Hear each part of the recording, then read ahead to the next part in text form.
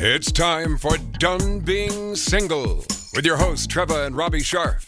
If you're dating the same type over and over again, making the same mistakes and not finding love, then you're not done being single. What you need is some tough love dating intervention, Trevor and Robbie style. Whether you're new to dating or have been dating forever, we've got you covered. Now, here are your hosts, Trevor and Robbie Sharf.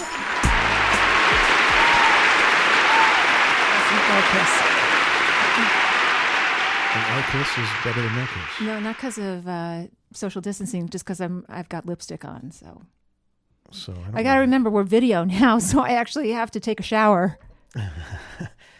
Yes, you do. I want to smell good for our listening audience. That's very... I also want to have good breath. I don't think they're hard of smelling. Nice breath, right? You do have nice breath. Thank you. Okay. So we're getting along now, but... We are. There have been some times during this lockdown that I think all married couples can relate to, right? I'm listening.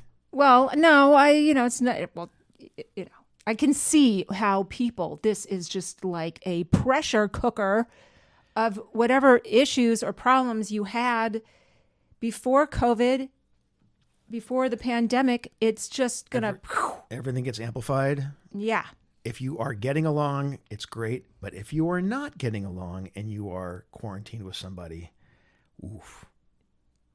That, right? Who knows? That's combustible. That could be a dangerous situation. Right. So this is actually an episode that I wanted to do way before all this, because I thought divorce is an important thing. It's not a pleasant thing to talk about, but it is a necessary thing to talk about. And, if you're going to be talking about dating and relationships, and we got to talk about breakups, we have to talk about divorce. So this is something that has been on the books for a while, and then just a number of things kind of got in the way. But here we are in the middle of a pandemic, and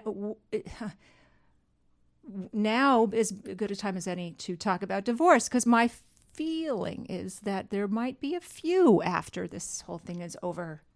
Okay. Not here, of course. No, not here. Jesus, we just got married. We are not done being married. Right. Right. I had to think about that. Yes. But again, it would be a terrible thing to have to be sequestered with somebody that you are really not happy with. Yeah. So we are very blessed. blessed. It's like a pandemic on top of a pandemic. Oof, yeah. It's a global pandemic in your house. And we don't have any kids, and that's no, probably a good there's thing all too. well, this is what we're going to talk about today, because there's so many layers and aspects of this and moving parts, and what happens when how do we start this whole thing, and how do you start it if you're sequestered, and what's going to happen after.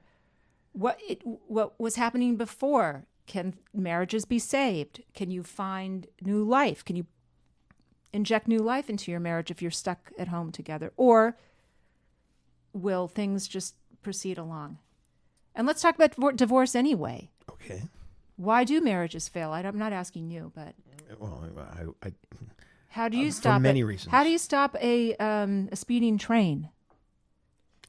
Don't stand in front of it. I don't know. How do you stop it? Is that a joke? I don't know. I just thought of like divorce being a train that just is just going. It's speeding, and can it be stopped? You have to want to stop it. Both people have to want to have the same goal, whether it's a breakup or it's getting back together. You both have to share that goal, I think, in order for the result to be achieved, whatever that is. Okay, so today's episode then is all things divorce.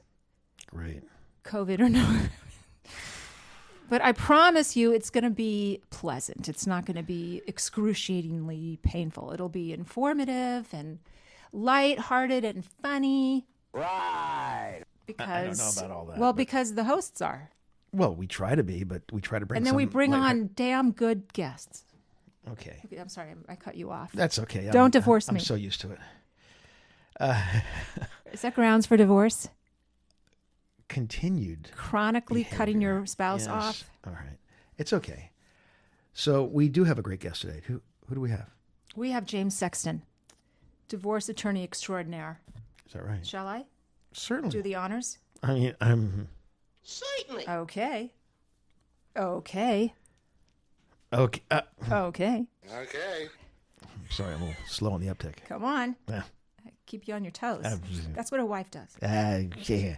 At your service, my little enchilada. Now. Thank you. Go ahead. James J. Sexton, Esquire, is a trial lawyer with 2 decades of experience negotiating and litigating high-conflict divorces. Described by former clients as a compassionate and dedicated advocate and a courtroom gunslinger, Sexton is known for his intensity, focus, and discipline in all areas of life. He wakes up every day at 4 a.m. to meditate. I like him already. Drink. I like him already. Drink. No, it's a type of tea. Pura. Oh, jeez, he just told me how to pronounce it. It's a type of tea. It's like a kombucha. Kombucha? Kombucha. What do you call that stuff? And it starts, oh, Jesus. Okay, he wakes up every day at 4 a.m. to meditate, drink, and start the next wave of chess moves on his current case. You know, thank God for editing. That's all I can say. We're not editing.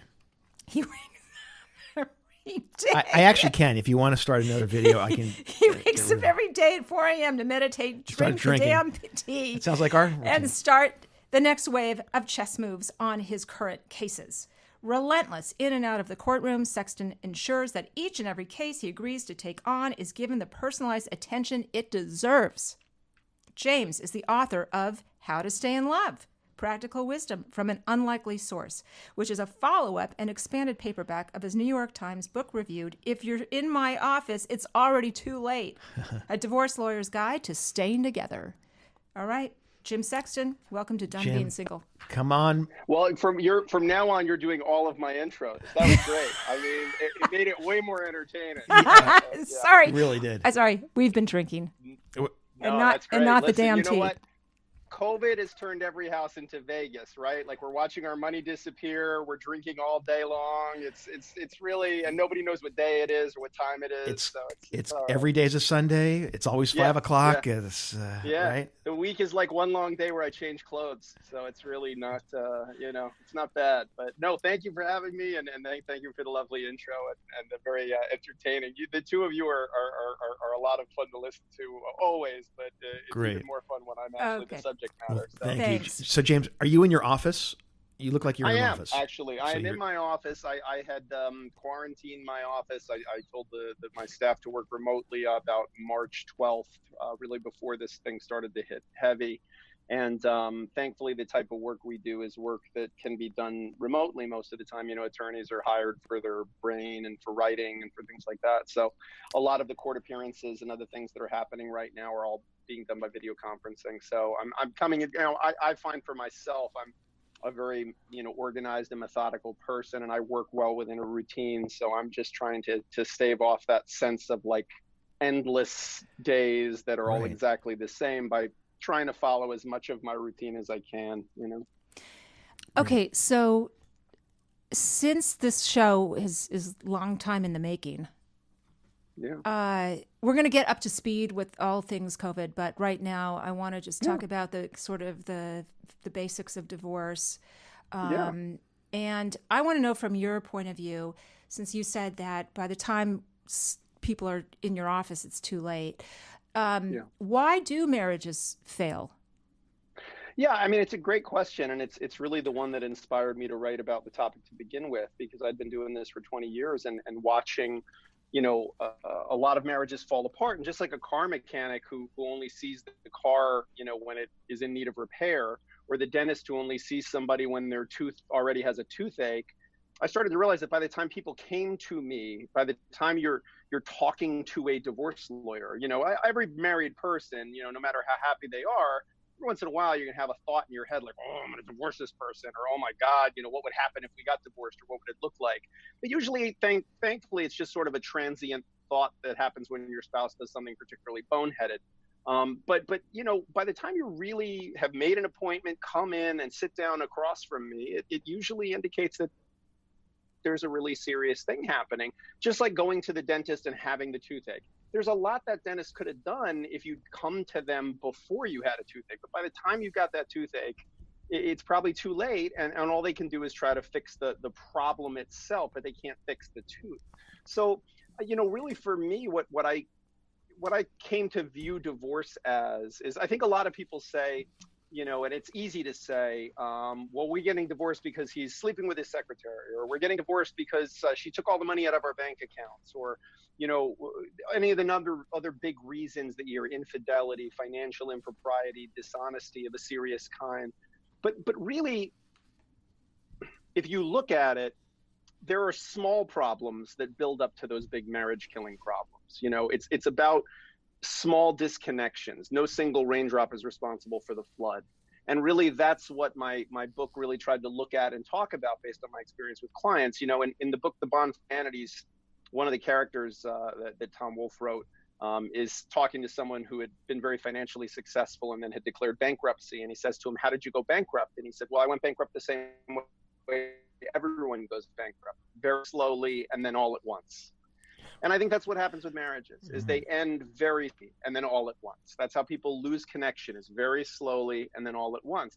And we don't see it for two reasons. One, because whoever discovered water, it wasn't a fish. When you're in it, you just don't see it.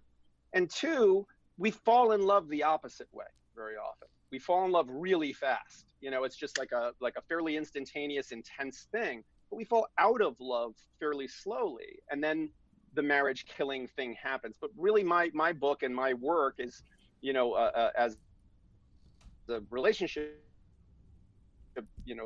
expert, rather work as a divorce lawyer is to facilitate the demise of already dead marriages. But my sort of second calling and second chapter and the inspiration of my two books was to basically say, look, can we help people who haven't gotten to that point by giving them practical, simple ways to stay connected to each other and to prevent those big marriage killing things from happening?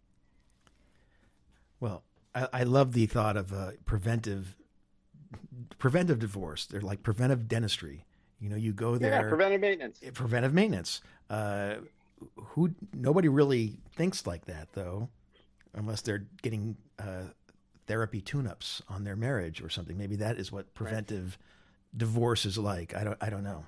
Do you see, after a couple comes in to see you, do they leave going, yes, we are done? Or do they leave and do you see them come to their senses in some way? Well, generally when people come to me in my professional role, they're coming to me because they're in a high conflict divorce, and then my assistants. So I always encourage anybody who comes to see me as a lawyer to consider the possibility, not a way to reconcile their relationship. But usually by the time they've come to me, they're not in that position. They're in a serious situation. But when I talk to people in my capacity as writer on relationships and a speaker on relationships, I'm always encouraging couples to really just follow some what I consider to be very practical solutions. I think the problem with relationship advice is it gives very general statements to people, like, oh, you should maintain connection. Well, what does that mean? That's not a practical thing. Like, your idea of connection, my idea of connection might be totally different things. Or communicate better. Okay, what do you mean communicate better? Do you mean talk more often? Do you mean talk in different ways? What are you talking about? So as a lawyer, my training is to we think in generalities, but we live in details. And so my training as a lawyer prevents me from looking at things in these general ways. That's why the sign on the road doesn't say drive a reasonable speed, taking into consideration the weather conditions and your skill as a driver. It says 35 miles per hour. And because that's what lawyers have to do. Do we think, is 36 miles an hour that much more dangerous? Probably not. Will you get pulled over for 36? Probably not. But we had to pick a number, so we pick a number. And that's what I look at relationships as, is look, don't just say stay connected. Don't just say communicate better. Give people practical, real techniques that they can actually do in their relationship that will help them keep their connection. Because the thing that's amazing about marriage, from my perspective, 53% of marriages end in divorce. That's an abysmally bad statistic. I mean, Toyota, to put it in perspective, had a 0.0001 brake problem on one of their vehicles in the 1990s and recalled the entire line of cars. if I told you there's a 30% chance when you walk out the door today, you're going to get hit in the head with a bowling ball, you would not walk out, or at a minimum, you'd wear a helmet. But there's 53% likelihood that you're going to get divorced when you get married. So it's more likely than not. Right. So that's a fascinating statistic to me for two reasons. One, we still keep doing it. And that tells me something about how important it is. And that tells me something about how much we need it or want it, or how much it's been presented to us as important. And the second statistic that I think is fascinating is 86% of people who get divorced are remarried within 5 years. So think about that. That means this person's been married, it didn't work out, and then 86% of those people get remarried within 5 years. So that tells me this is a really important thing to people. It's some and need. That particular kind of pair bonding is important to people. So we got to figure out a way to get better at it. And I think the only way to do it is to talk about it in a way that we don't normally talk about it. What percentage of those 86% of people that get married a second time within 5 years stay married? Way less than the 50%. It's actually in the high 60s. Wow, that is divorce rate. The divorce rate for subsequent marriages increases fairly significantly. So maybe we should get divorced, I believe it's and then we'll get remarried. 5%. Wow. You know, but it's really funny because to me, it's one of the few things. I mean, we live in an increasingly curated world where everyone is, posting on social media the greatest hits moments of their lives and the best pictures of themselves and the best face of their marriage and all the greatest moments.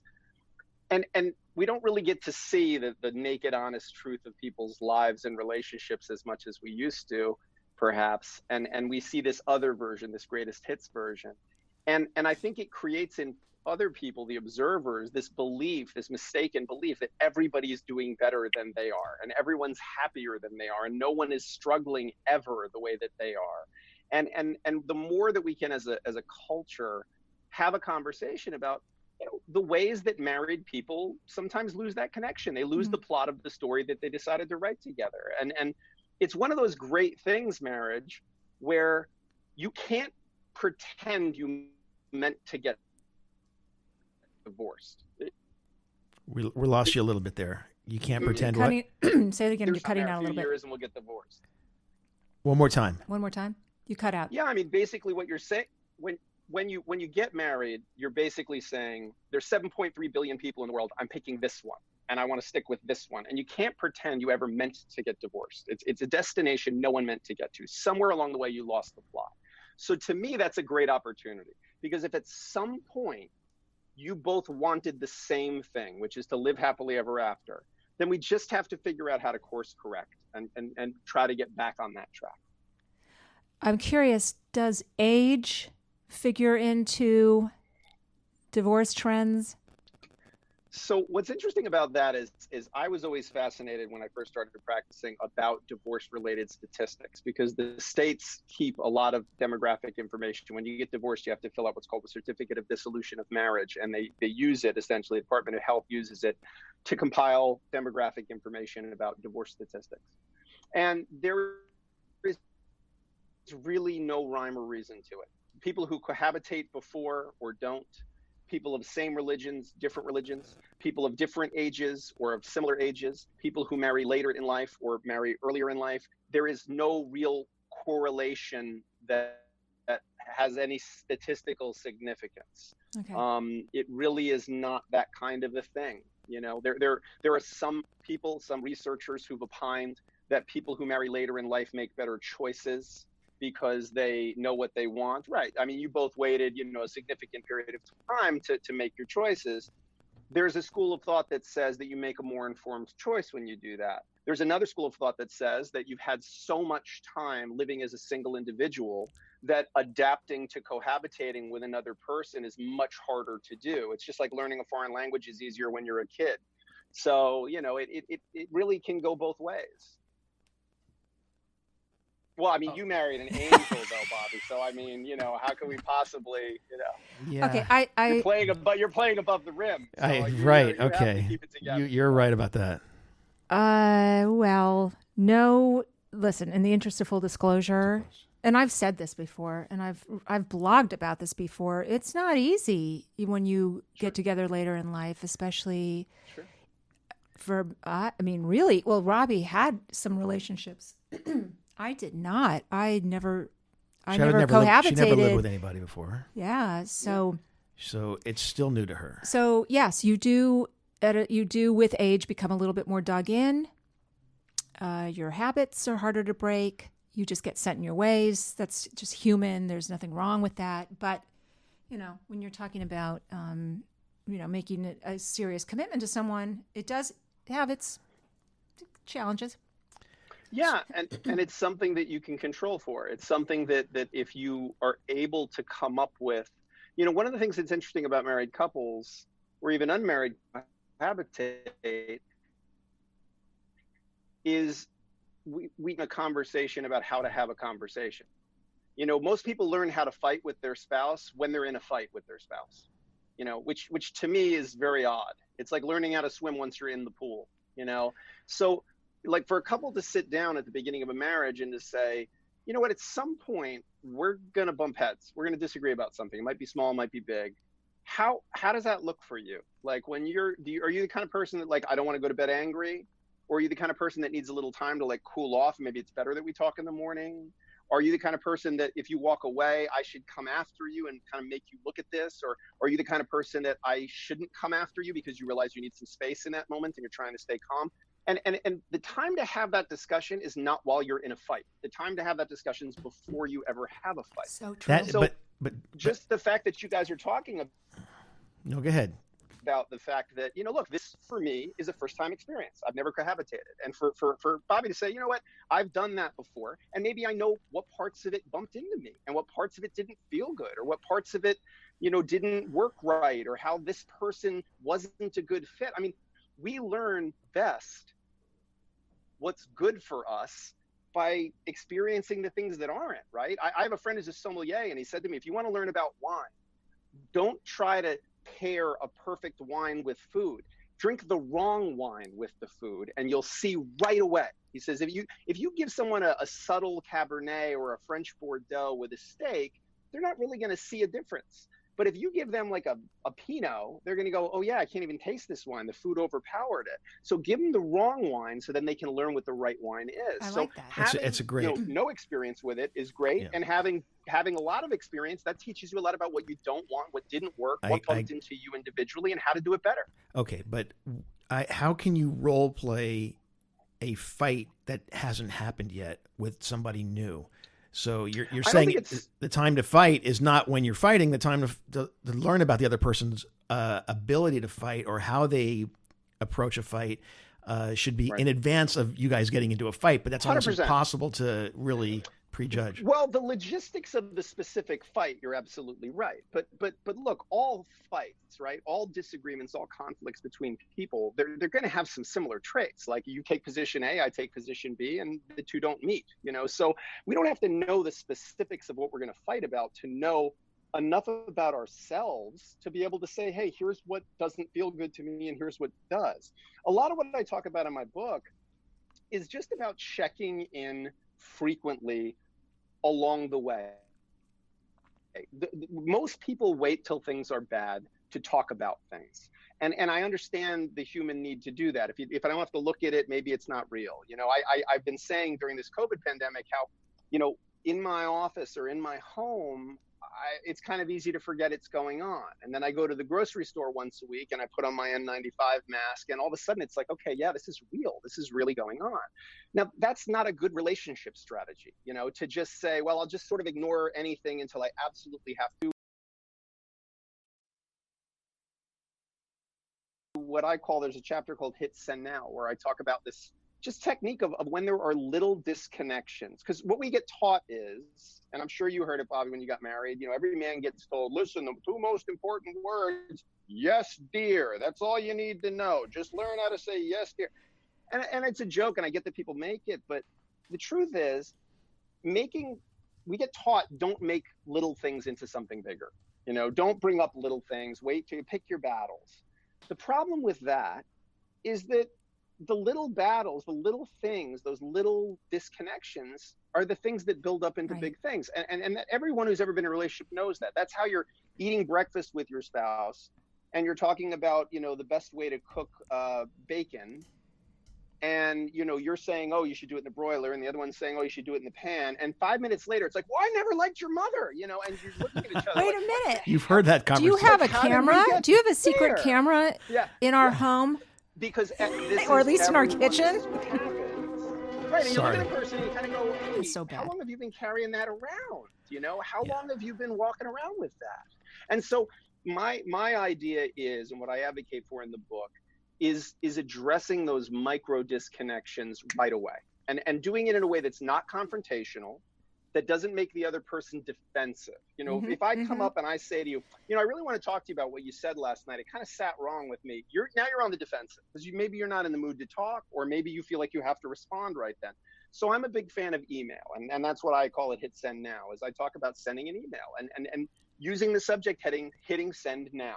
And you're letting your spouse know that this is one of those emails. And you just say in the email, listen, last night when we were at dinner, and you kind of made that comment about my sister, and maybe you didn't mean anything by it, but it just made me feel a little weird because I really feel like you like her, and it sounded like you were saying something very critical of her, and it just sat wrong with me, and I don't like to feel that way when I'm with you. I know that you love my sister, and I know you support me.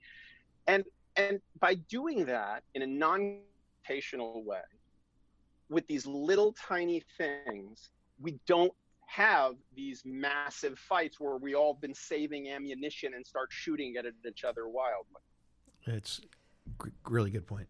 I want to say you just brought up something that was super cool and useful for us or anybody. Good. That if you know what your conflict style is, that is so helpful. If you do, I do, don't we? I mean, we do. I think that's such an important thing to talk about as you get to know each other, because there will be conflict, there will be fights, there will be blood. Yes, there will be. Yes, and to say, hey, I don't. The beauty of it is. I'm sorry. Go ahead. No. I mean, the beauty of it is that we learn in relationships to share our sources of pleasure with our partner, right? Like, it's so sweet when you do this, or, oh, it makes me so happy when you do that, and that's such a lovely thing. But to say to someone, hey, we don't like to look at that stuff, but it's so important to say to someone, hey, this is how I like to talk, yes, I need 5 minutes with you when you get home. When you get home, I just need 5 minutes. If you give me 5 minutes when you get home, and you give me a hug, and you tell me, how handsome I am, and one of the things I talk about in the book is that constructive criticism is criticism, period.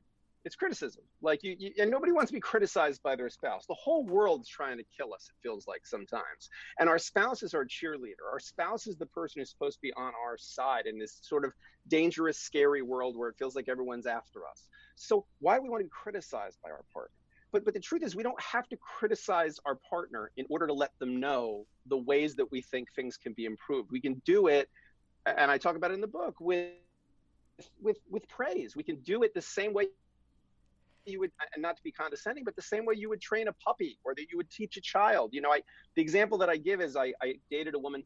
I'm a lawyer, so during the week I wear a suit, except during COVID, and because I'm usually going to court, and I'm clean shaven because I always like to sort of present in a very professional, old school lawyer way. And on the weekends, I tend to not shave because I like to give my face a break, and it's nice not to have to drag a razor across it. And I was dating a woman, and I would, go to kiss her or whatever on the weekend, and she'd say like, oh God, your beard, like your stubble, like it just like scrubs it. And immediately I had this sort of like, well, it's the weekend, and like, I don't, it's the 2 days I don't have to shave, and like, you should be happy I'm kissing you to begin with, and it brings out something defensive.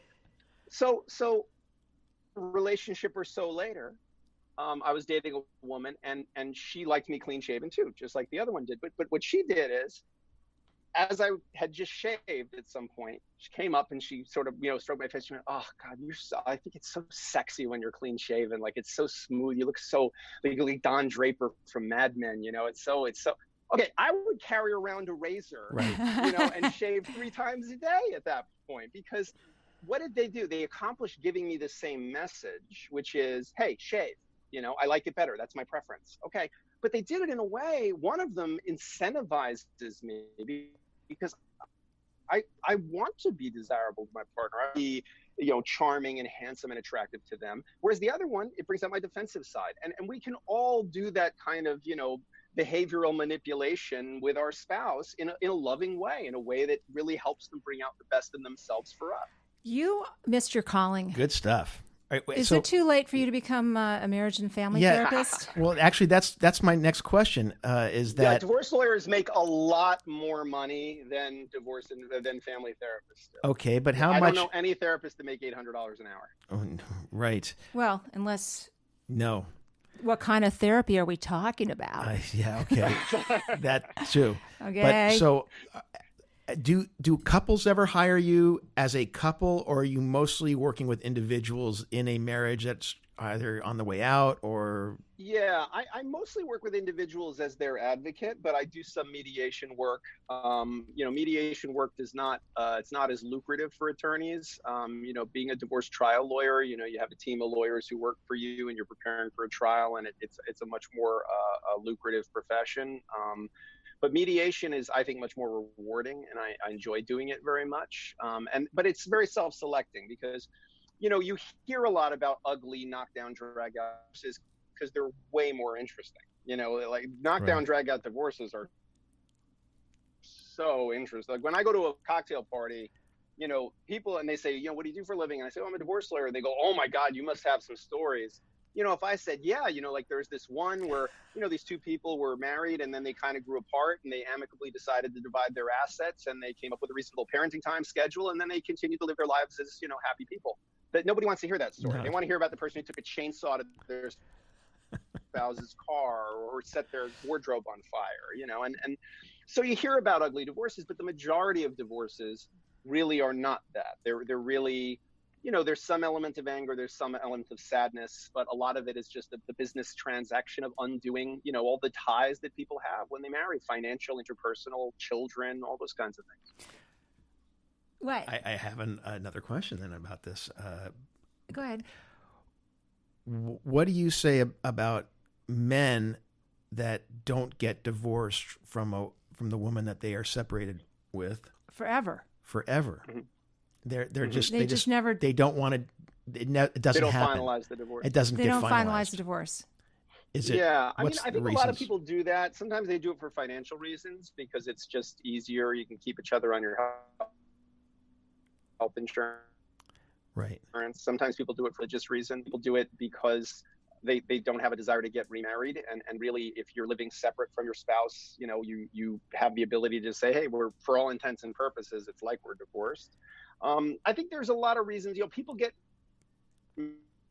married for a lot of reasons. People get for a lot of reasons. People get for a lot of reasons. So I think it really depends on the specifics of the situation. But I certainly know a lot of people that never get around to finalizing their divorce. We used to jokingly call it the Irish divorce. You go out for milk and never come home. And that's it's like the Polish wedding, right? But right. But what that lasts for days, or is that a Polish birthday? I can't remember. I don't know. But what happens if the both people want to date again? I think it really creates issues for, let's say, a guy who doesn't get divorced from his spouse and is dating, and then the woman he's dating can't really feel secure and confident that this is going to go anywhere because you haven't pulled the trigger yet. And so I think it's good to finish what's on your plate before you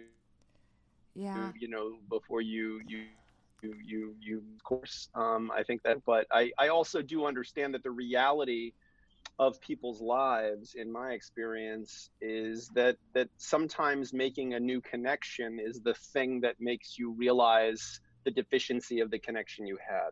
It's very easy to sort of fit people with horns and halos and say, oh, the person who cheats is a bad person and the person who's been cheated on is a victim.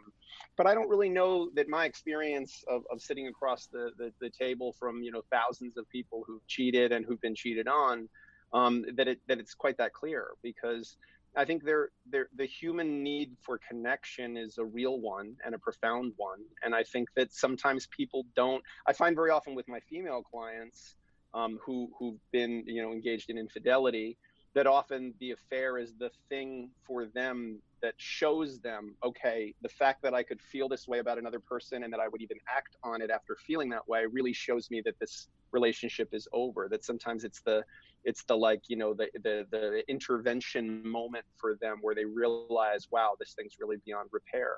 So I think human emotional complexity comes into play. I once read that women are more likely to take back a husband who's cheated than a man is to take back the wife that cheated. Do you find that to be true? Yeah.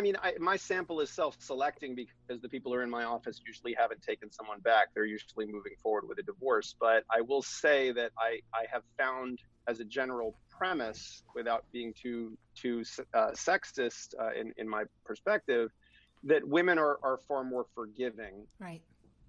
In general than men are. But what I will say is that once a woman has crossed the line from forgiving to being unforgiving, there is a fury that comes there that is unmatchable almost by a lot of my male clients. I think Shakespeare had it right. That Yeah. They'll have no fury like a woman scorned. Part two to that question, is that the number one marriage killer, infidelity? Yeah, I get asked those questions a lot about what's the number one marriage killer, and I always tell people the number one marriage killer is disconnection. But I think that disconnection leads to a number of marriage killers, and of course, I think that by and large, any divorce lawyer will tell you that most people, when they come in and say my marriage is ending, it's either adultery or substance abuse issues. Substance abuse issues is ranks right up there. Alcoholism is a huge one, probably still the biggest. But in the last 10 years, I would say opiate addiction is a huge thing too. We have a lot of people. Unfortunately, opiate addiction, like alcoholism, doesn't discriminate over class lines or racial lines, or anything. And so we have, I've had people who were married to a successful financial professional who made $800,000-900,000 a year and went from that to being a heroin addict because they had a shoulder surgery and got hooked on OxyContin. So it's really shocking how prevalent substance abuse issues can impact things. And I think that's not as sexy as when you talk to people about infidelity. But the truth is, substance abuse is I would say the more insidious and the more unfortunate, because it creates all kinds of other problems in terms of danger to children and danger to yourself. Do you find that the substance abuse issues in a marriage will get worse if both parties are not looking to get help for this, or if one person, maybe the abuser, is not acknowledging it or not willing to go for an AA or whatever it is? Yeah. And I think the old AA adage of the first step is acknowledging that you have a problem is really the hardest thing to overcome. I think, when someone's spouse says to them, I'm really concerned about your use of alcohol or your use of drugs, and the person says, well, I'm not, I'm fine. And okay, well, you didn't need to set. Whether you're fine or not, they're concerned about it. So the rational response is to say, okay, why would you, as someone who loves me and who's out of 7.3 billion people in the world, we chose each other. If this person is worried about my substance use, it is something I need to look at. Whether I feel I need to look at it or not, it is something I need to look at, because they've said it's a problem for them, so it's a problem for me, and that's what a good partnership looks like. But yeah, that's really hard. I people all the time come in and say, but that's the nature of substance abuse too, though. I think that people, I had a client once who said to me with a straight face, that his wife had, was leaving him because she claimed he drank too much, and he didn't think he had any problems with alcohol. And then as I continued to speak to him, he'd had like 3 DWIs, and he'd had all kinds of other issues related to his employment from his alcoholism. But he decided that because he wasn't drinking scotch anymore and only drank beer, that he essentially solved the problem. And so, denial is an amazing thing. Yes. That people can really create all kinds of explanations for their behavior, and you won't be surprised to know that most people are the hero of the story that they tell about themselves. How fascinating that is. What if you're married to a news junkie? A news junkie? Yeah. I've actually had a divorce where the woman's primary complaint guilty was that her husband watched Fox News all day. And she was a progressive liberal, and she married a guy who was conservative, and he would just watch Fox News and like yell at the TV. That's and enough. it made her very like upset because she said like Oh. I'm used to having. You just opened Pandora's box of sound effects. Not at all. I have actually kept more promises than I've made. Okay, here we go. So, okay. Be like Okay. I have a question. Okay. Yes. So getting back to issues between couples, trust obviously is a very big one. And sure. are there exercises, and maybe this is more in the therapy realm than legal, that couples can do or that you have for them to perform so that they can show that they are building equity back in the trust bank, so to speak? Yeah. That's a great question. And I think, all of the issues in my book are primarily mental health issues. And all I'm trying to do as a lawyer I'm just pointing out what I see. I'm pointing out what's showing up in my office. So I've got a lot of hands-on time listening. Really, people lie to their therapists. People usually don't lie to their divorce lawyer. Like your lawyer and your doctor are the two people you should never lie to. Our only job's to protect you, and we have total confidentiality. So, like, you can lie to your therapist all you want to, right. I guess, but they don't lie to me necessarily. There's no reason to. I get to see all their financial statements. I get to see everything on, I get to see all the information I need to see. So I think I just have a very candid view of people. And what I'd say is rebuilding trust, or the way to build trust between people. I think trust is about intimacy. And intimacy is defined as the ability to be completely yourself with another person, to be authentically yourself with another person. And how does that develop? Well, that develops with a feeling of safety, right? Feeling that you're not, that the things you share with that person aren't going to be weaponized against you. And the feeling that the relationship will be deepened, that there'll be some tangible benefit to you by sharing authentically who you are, not telling this person what they want to hear, but telling them what's true and what needs to be said, because that's the definition of discipline is trading what you want now for what you want most. What you want now is I don't want to get in a fight. But what you want most is a relationship with real depth that's going to sustain and survive and be there for you, and you be there for it. So I talk a lot in the book about, how do we do that? And I think the way to do it is, basic communication, being really open about, because what I say in the book is that I think the biggest problem in all relationship issues is people don't know what they want and they don't know how to express it. So the first step is figuring out what you want. And the second step is figuring out how to express it. One of the things I think is fascinating about your relationship as people who came to marriage, a little later in life than the average marriage statistic, is that most people never think about why they're getting married. Like what is the problem to which marriage is a solution? We do like I have this tea mug. Okay, what is the problem to which this mug is a solution? Well, that's easy. I can't hold hot tea in my hand, so I need something to hold it in. So it really is about looking at marriage like you would any technology and saying, what is the problem it's here to solve? Okay, well, I think when you've lived a great portion of your life without using a technology, and then that technology gets handed to you, you look at it and go, well, do I really need this? I've had a life without it for a long time. And so what problem is it going to solve for me? When you get married and you're 20 years old, why are you getting married? Well, because, like I graduated college, we've been dating for a while. I guess that's what you do next, So, Right. So I think once just to ask the question, what is the problem to which marriage is a solution for me? I think for everybody it might be different, but does it really that's solve fine. that problem? That's a great question to ask. Let me think about this. No, for let's a not sec. you think about it first. Okay. It's too late already. Oh, sure. You already made the choice. Jim, you sound like a super ethical, honest plastic surgeon that sees a patient or a potential patient and says, you don't really need me. Are you sure? Yeah. Are you really sure you want to get this lifted, tucked, Your neck pulled, done. whatever? And they turn, guilty pleasure over here. We watch Botched. Do you ever watch, what Botched is? Oh, yeah, sure. The plastic surgery show? Sure. We love Sorry it. to bro. Yeah. Okay, Absolutely. and I got to give those guys credit. They say no. Yeah. They say, we won't do this. A good ethical professional That does. is a good really... ethical professional does that. Correct. And Because that makes just me like their industry, we live and die by our reputation. And so, I tell this to clients all the time because I'm a courtroom lawyer. I love to litigate in the courtroom. I love to take cases to trial. But I very often will tell a client to settle a case. And they'll say to me, I thought, we were going to go fight this out. And I go, look, if I'm telling you, like, I get paid the same whether you win or lose. Like, if you win, like, if I get paid for the fight, and I love the fight. I'm great at it. It's what I do.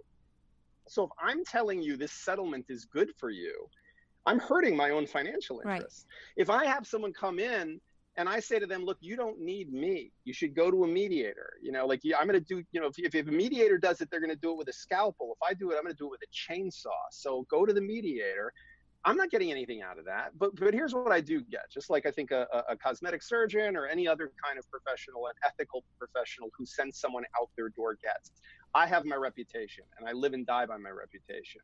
And that person may walk out and say, what, Jim could have taken a bunch of money from me, all amped up and made my situation worse. Instead, he sent me out to someone who would be better. Like I said, in 20 years of practice, I never did any advertising, and I built a very successful firm because I just always tried to do the right thing by people and always tried to be honest with them about whether I am the solution to the problem that they have.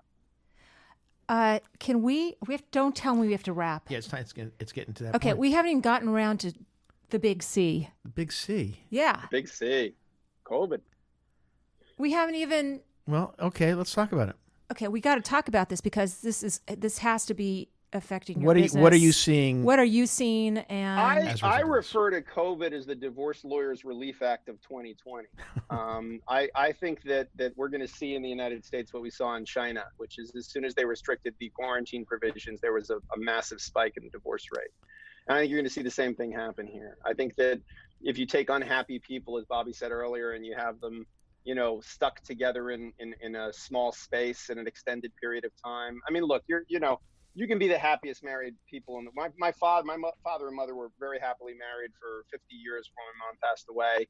And when my dad retired, she was ready to kill him because she said, I said for better or for worse. I didn't say for lunch.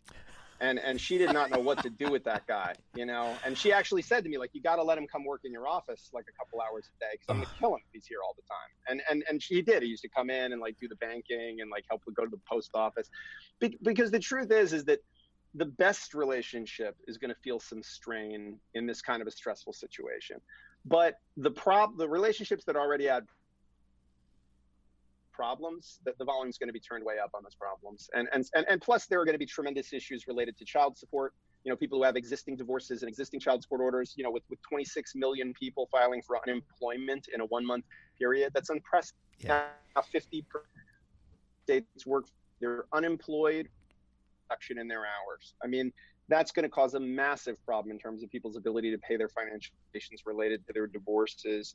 And the values of assets change. It's gone down from what it was 2 months ago. People's IRAs, people's, financial holdings, the real estate they own. So it's going to be a boom for divorce lawyers. Or maybe everybody will go buy my book and live happily ever after. So it is not a good time to get divorced. If you could now wait. It's not a good time to get divorced simply because everything is in flux right now. Right. So if someone is in danger, if they're a victim of intimate partner violence, and they're in a dangerous situation, obviously your safety is the most important thing. It's more important than your assets. But in terms of as a lawyer, would I encourage a client to file for divorce right now? Generally not, unless there was some real urgent reason to, because I think a lot of things are in flux right now and the courts aren't going to know what to do with it. And the courts are on an essential services basis only. Right. So you can't get the attention of the courts way that you could pre-COVID. So I think it's going to be a little while before we're back to sort of a business as usual. But when we are back to business as usual, I think there's going to be a lot of people coming in with relationship problems. Right. But with businesses closing, salaries not existent anymore, people are on unemployment. Right. Alimony does not look good for spouses that are trying to live off alimony for either party. And can you renegotiate alimony because of this? Well, you can in most states under what's called a hardship standard, which is if there's a substantial and unanticipated change in circumstances. And I think we can all agree that COVID-19 has been a substantial unanticipated change in circumstances. I did not think on a Wednesday I'd be wearing a sweater and recording a podcast and not in court right now. I mean, normally this would have to be after 5 o'clock Eastern Standard Time because I'd be in court the rest of the day. So none of us saw this coming. And I think that it's not going to be a hard argument to say to a judge, hey, judge, I didn't know that COVID was going to happen and that half the workforce was going to get laid off, or that my entire customer base, you know, if I'm a restaurant owner who's been very successful, okay, I don't have a restaurant anymore. And when my restaurant reopens, are there going to be customers who have the money to come in and spend at my restaurant? Even if we get rid of COVID right now and say, okay, we've got everyone's got immunity all of a sudden, we've got a vaccine all of a sudden, it doesn't mean everyone's going to have the assets to be able to you know, we took a hit. Everybody took a hit for a few months here. So I think it's a challenging landscape. We won't know what it really looks like until it happens. Agreed. We're all on the edge of our seats. And that's called a hardship standard? Yeah, hardship standard is usually what they call it. Okay. What are you so interested in that for? Because I know I have a few friends, okay, and I'm wondering how things, and if that's going to be, you know, well, some kind of an excuse. Oh, I can't pay, or I have to lower my alimony. Well, it can and will be, and you know, to a person with a hammer, everything looks like a nail. That is the truth. So what I'll say is I think what we're seeing now is, you know, people are using COVID and COVID-related things. However, people in divorce, they'll hit each other over the head with anything they have. I have a lot of clients right now who, as soon as COVID came, if they had the kids with them, suddenly they were epidemiologists. Suddenly they were, oh, nope, the kids can't go to dad anymore. Sorry, the kids are with me and I'm afraid they're going to get. And the other parent, even if they were an infectious disease specialist, suddenly is like, yeah, don't worry about it. Send them over, you know? So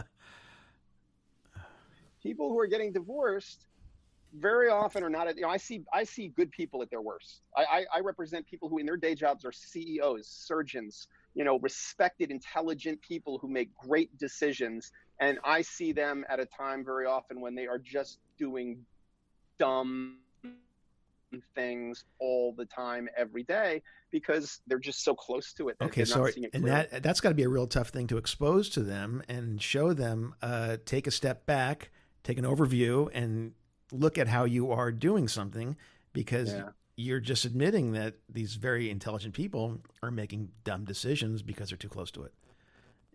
Yeah. But what's good about that is that, you know, I have the temperament for it, because I have the ability, Obviously. I think, and I don't know how I developed it, but I have the ability to tell someone in a way that is like snaps them out enough that they see it and they hear me, because I'm not a shrinking violet, if you couldn't figure that out. But I also don't do it in a way that makes them feel like confronted and belittled, you know, because I'm very aware, I talk about in the book, I'm very aware of my own foibles and issues as a person, and I'm very candid and open about them, and I'm comfortable with them. So I'm not judging someone when I say, look, you're a really smart person, but you're doing really dumb things right now. Right. They know that's coming from a place of love. My only job is to protect that person. And if I'm saying something, it's to protect them. Did I read in your bio that you're also divorced? That's where I was going. Yeah, I've been divorced for a long time. I have a wonderful relationship with my ex-wife. She's one of my closest friends, and we raised 2 great kids together. We got divorced when our kids were very young, and now they're 22 and 21. How's that possible? You look like you're 25. You're a law school and a junior in college. Yeah. Oh, thanks. No, I'm 47. Oh, you're a kid. Well, she was my college sweetheart, so we were quite young when we got married. So. And how's the date? You can say that all day to me, Bobby. You can. Okay. How's the dating world for you? Are you dating? Yeah, I mean, you know, doing what I do for a living, that's a hard world to navigate. But I'm very fortunate. I'm in a relationship, and it's a real good one. And Great. I've been very fortunate in that regard, you know, and I think that you know, I made a point of being in a relationship with a person who respects the fact that I'm someone who has respect for my ex-wife, and who, you know, I have friendly relationships with most of the women I've ever been involved with romantically, and I'm with someone who's, you know, mature enough to see that and to understand it as a sign of who I am, and you know, thankfully that's a good thing. Excellent. We have to wrap. We do have to wrap. But This has you been have so to come great. back on the Sure. show. Yeah. Okay. Really awesome. You have to come back on the show I'd love because to. there's a whole part 2 to this, to dating single parents and dating divorced parents. Yeah. There's a Oh, whole yeah. dating Oh, yeah. aspect to this, which 100%. by the way, both of us have experienced, more probably me, because I dated tons of separated and divorced guys. Yeah. And yeah. I will say, you compared it to wine tasting or becoming a wine expert. I would say you have to drink a lot of wine, but you got to kiss a lot of frogs. Yeah. Amen. But I think it's a learning experience because Yes. you're learning what you don't like. You're learning what doesn't fit you, and I Yes. think that's a blessing. I would also say that it helps to have gone through it, to walk in their shoes. Sure. It helps me give advice, because both of us give advice, because we dated for so long. We were single. We had every experience in the book, and so I think it helps. It makes us and you relatable and more able to. No, it's a great topic, and dating post divorce is a huge topic. Oh in and of my itself. God! And then dating post divorce when you have children is another topic. Okay. And dating someone who has children. Yes. Those are all when part of you it. maybe do or don't have children, Yes. that's another really. I was when I first got divorced, my kids were 7 and 9. And that was a real, and I was really still a hands-on dad. I had my kids about half the time. And so, dating someone who didn't have children had its own issues. Dating people who had their own children, that had its own issues. So, there's no perfect solution. It's just a matter of adapting yourself to the environment that you're in and recognizing it and finding ways to communicate about it. That's the key. But that's a great conversation. Let's have it. As we like to say, been there, dated that. Okay. Amen. Right? All right. So that's the Jim, name of our next podcast. let our audience know how they can find you. And Hopefully they you won't can be find able me, to, or they won't. But go Hopefully ahead. you won't need to find me Yeah, right. professionally, but you can find me and you can find information about my appearances and my book on my firm's website, which is www.nyc, like New York City, divorces, divorces.com. And I'm also on Instagram at NYC Divorce Lawyer. excellent. Okay. All right. So What's the name of the book? The first book was If You're in My Office, It's Already Too Late, A Divorce Lawyer's Guide to Staying Together. You can get that on Amazon or also on Audible. If you want to listen to me talk for 8 hours on my audiobook. And then How to Stay in Love came out earlier this year. And How to Stay in Love, Practical Wisdom from an Unlikely Source. And both of those are, wherever books are sold. You can pick them up. Excellent. Okay, this is great. Promise you'll come back. Thanks so much for Jim, having me. Really great. We're gonna Really part enjoyed it. 2. Part 2 is coming. Let's do it. Okay. I'd love to. Anytime. You Great are to see you perfect. both. Be safe and be healthy. Thank you, You Jim. too. Have a great Thanks rest of so the day. much. See y'all soon. Okay, take bye-bye. care. Bye-bye. I'm Shadow Stevens with my friends Trevor and Robbie. See you next week on Done Being Single.